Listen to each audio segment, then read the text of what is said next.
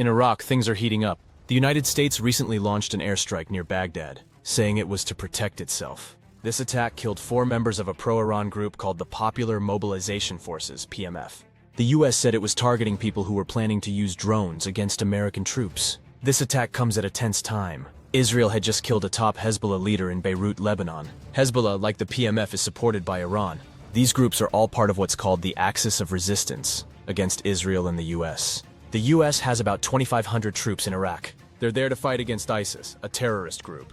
But Iran-backed groups in Iraq don't want the Americans there. These groups have been attacking US bases more often since the war between Israel and Hamas started in Gaza last October. In one attack in January, 3 US soldiers were killed in Jordan, near the Syrian border. The US responded with strikes against these militia groups. This led to a pause in attacks, but now they seem to be starting up again. The Iraqi government is in a tough spot. It's friendly with both the US and Iran, which don't get along. Iraq wants US troops to leave, but in a planned way. They're talking with the US about how to do this. Meanwhile, the militias in Iraq are thinking about ending their ceasefire with US forces. They're angry about the recent US strike. Some of these groups are threatening to attack US and Israeli targets. The US says it doesn't want to fight. Defense Secretary Lloyd Austin said he doesn't think attacks on US forces will increase like they did a few months ago, but he's still worried about keeping US troops safe. All of this is happening as the conflict between Israel and Hezbollah in Lebanon is getting worse. Israel is believed to have killed a senior Hamas leader in Lebanon, which has led to threats of revenge. In another part of the region, Israel killed Ismail Haniyeh's 3 sons in Gaza. Haniyeh is a top Hamas political leader. Hamas says 7 people died in that attack, including 4 of Haniyeh's grandchildren. This killing could make it harder to reach a ceasefire in Gaza. Haniyeh was known as a more moderate voice in Hamas. Some experts worry that without him, Hamas might take a tougher stance. This could make it harder to end the fighting in Gaza. The war in Gaza has been going on since October 7th, when Hamas attacked Israel. Israel says 1,200 people were killed and 250 taken hostage in that attack.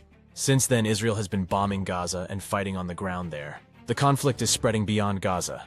In the Golan Heights, which Israel controls, a rocket attack killed 12 teenagers. Israel and the US blame Hezbollah for this, but Hezbollah says it wasn't involved. Israel's Prime Minister, Benjamin Netanyahu, has promised a tough response to these attacks. This has people worried that the war could spread to more countries. In Lebanon, people are scared about what might happen next. Some airlines have stopped flying to Beirut because they're worried about Israeli attacks. Lebanese people say they're living in constant fear of war breaking out. Back in Gaza, the fighting continues. The Gaza Civil Defense Agency says about 300 people were killed in an Israeli operation in Khan Yunis, a city in southern Gaza. The Israeli army says it finished its operation there and killed more than 150 attackers. The international community is trying to calm things down. Countries like France and the United States are asking all sides to be careful and not make things worse. But with so many groups involved and so much anger on all sides, it's hard to see how peace can come quickly. The situation is made more complicated by the involvement of Iran. Iran supports Hamas, Hezbollah, and the militias in Iraq. This puts it in conflict with Israel and the United States. Any move by one side can lead to reactions from the others, making the whole region more unstable. As all this is happening, ordinary people in these countries are suffering. In Gaza, thousands have been killed, and many more have lost their homes. In Israel, people live in fear of rocket attacks. In Lebanon and Iraq, people worry that they might be pulled into a bigger war. The United States is trying to balance supporting its ally Israel, while also trying to prevent the conflict from spreading.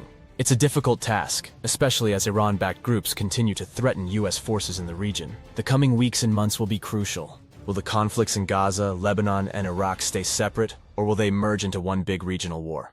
Can diplomacy succeed in calming tensions, or will more violence lead to further escalation? The answers to these questions will shape the future of the Middle East for years to come.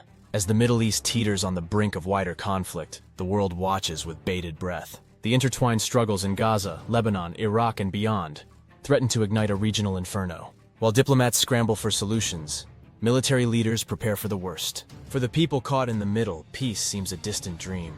The coming days may determine whether the region can step back from the edge or plunge into an even deeper crisis. Thank you so much for making it this far. If you like this video, may you kindly give this video a like and subscribe to our channel. This will really help us a lot and we owe it all to you. Thank you.